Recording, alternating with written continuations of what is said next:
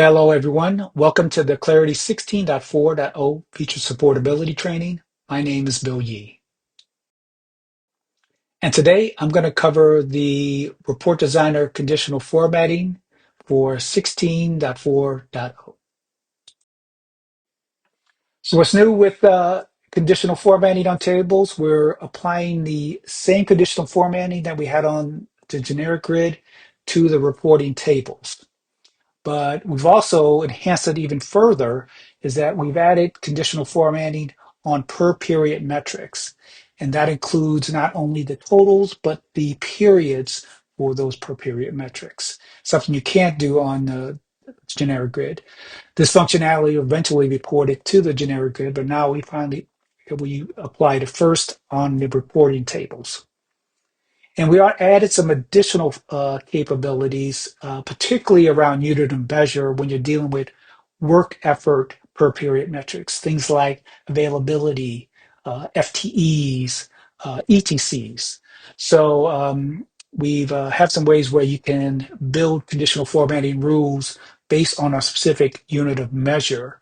But also, too, we added new per period percent calculated attributes, which does the calculation so you could do more threshold based uh, conditional rules, which and where it's sort of uh, unit of measure agnostic, which can be beneficial in terms of streamlining the number of rules or conditions you have to build for conditional formatting.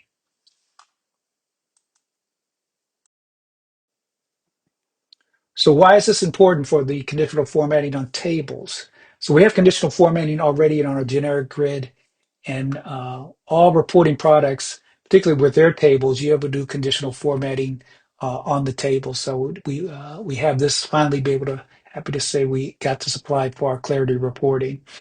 And the benefit is that it helps kind of highlight those anomalies in terms you want to see things that are progressing well or not progressing well within the tables. And within Clarity, we have a lot of per period metric data. And to be able to highlight certain cells, either in totals or the periods, it will be a kind of big beneficial win for customers, particularly with doing reports based on tables. And then also, too, particularly around uh, work effort per period metrics, be able to do conditions on a specific unit of measure or doing threshold-based rules, and where it's unit of measure agnostic, it just makes the helps in those areas in terms of anything around availability, staffing, capacity planning, or resource allocation. You can do the highlighting and formatting as you wish, depending on what you want to look for in the reporting tables. So I'm going to give a demonstration of our conditional formatting in tables so you can see it in action. Hello, I'm going to give a demonstration of our new conditional formatting on reporting tables for 16.4.0. So let's drill into a report, and you'll see now we have conditional formatting both on standard columns, but also too where we can do conditional formatting on per period metrics, both the total and for the periods as well. To access conditional formatting within the designer, just mouse over the table and you'll get this conditional formatting icon similar to how it is in the common grid. And let's take a look at some of the rules and what you can do here. If it's a standard column, it's just the same as the common grid. You go ahead and set your condition rules. The formatting here is the same. You get the same options with bold, italics, underline, strike through, select the background color. You can also select a custom color if you have the hex codes, because certain times you may have some certain branding. You can select a custom color that's not in the color palette. The two fields a little bit different in the sake that it has our tree searchable tree drop down where it shows the investment and the attribute. You can apply it to a specific attribute or the entire row. You can go ahead here, same as disable, copy, or delete a particular rule. Now, if you use in a condition a per period metric attribute, you'll get the ability to choose either periods or total that you can check within the condition. The format is still the same, but also too, in the to area, you're able to select that per period metric attribute as part of the to and apply, and apply that formatting. So once you click apply, you'll see that formatting within the grid or within the table. So we've also too enhanced it in the sake to better support work effort per period metrics. And let me drill into a report that has that. And for example, when you're dealing with per period metrics that are work effort, you need to keep take in consideration the unit of measure. So let's go inside of a rule. Let's go into conditional formatting here. We'll cover these rules shortly. And let's go ahead and create a rule. So the use case, let me give you kind of a use case here. I want to find availability where it's available for 2 weeks. So if I go in here and I choose availability, which is a per period metric, um, what you'll get is an additional pull down where you'll be able to select a specific unit of measure, FTE hours, days, or availability. So let me choose hours, and I want to say greater than or equal to, we said 2 weeks, let's put 80 hours. Let's do the formatting, we'll make it bold, and we're going to select the teal here. And then we want to apply this to the availability per period metric. And then if I click a copy, I want that the previous one was on the total. I want this on the period. For this area, we're going to keep the same numbers, and I'll give a lighter shade of teal for the rule. Now, once I apply this, it will go ahead and apply this based on the unit of measure for hours.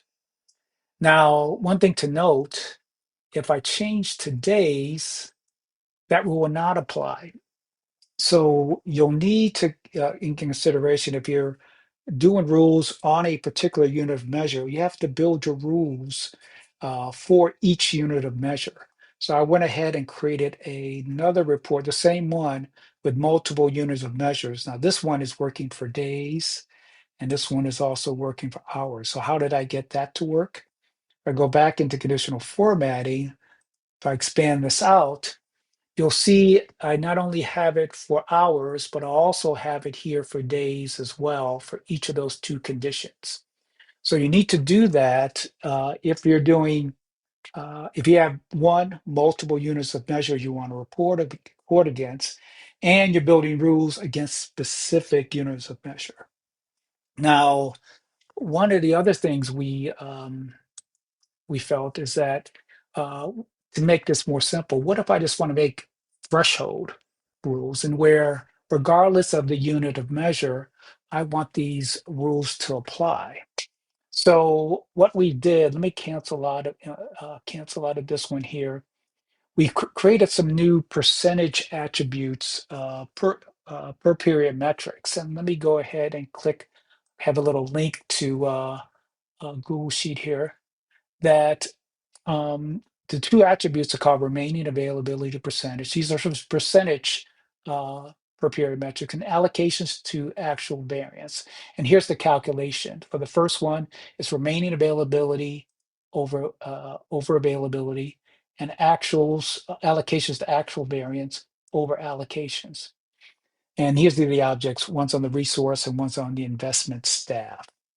So the nice thing of having using these particular uh, per period metric attributes, and I'm going to show you inside the rules, and this is where these rules actually apply, is that you can base it on a percentage. That's one. Like here, if it's remaining availability is less than, say, 10%, negative 10% here, and the other one in the greens are greater than 30%, is that these rules are threshold based, and uh, it's it's unit of measure agnostic. So regardless of what you pick as part of the unit of measure, FTE, hours, or days, if I have a configured percentage availability, it will do that well, will apply it well. it will apply that at conditional formatting. So that's, if you utilize those new attributes in your condition rules. So and if you want a unit of measure agnostic rule. So something to keep in mind in when you're building your conditional formatting rules.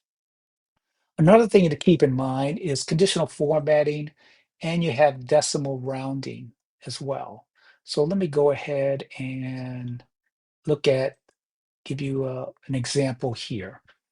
So this one here, these particular rules, this is where remaining availability is less than one. So I have different colors based on if it's, if it's the periods or the totals as part of it. Now let me change to FTE and so we see how this executes. Now, as I look at this one, I see this is not less than one, this in the period and the total, but is actually showing a conditional formatting color on it. Now, either my rule is messed up or there may be a defect for the conditional formatting. But to let you know, what happens is that the grid here is actually doing rounding based on information it's got back from the server.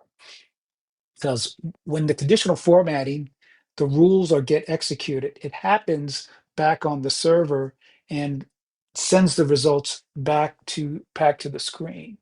So the only way to really understand to see how things are working, you need to increase the decimal display.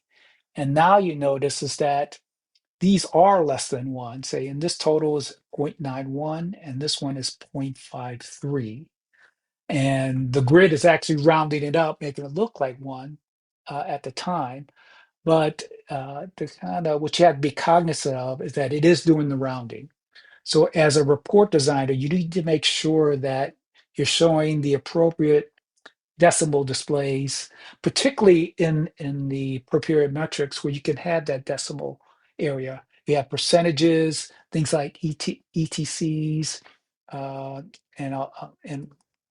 other items, and where it could have, have that rounding impacting your conditional formatting. So keep that in mind, be cognizant of the rounding and your conditional formatting rules.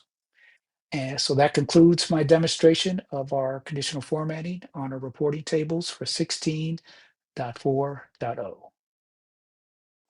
So this concludes our presentation and demonstration of our report designer conditional formatting.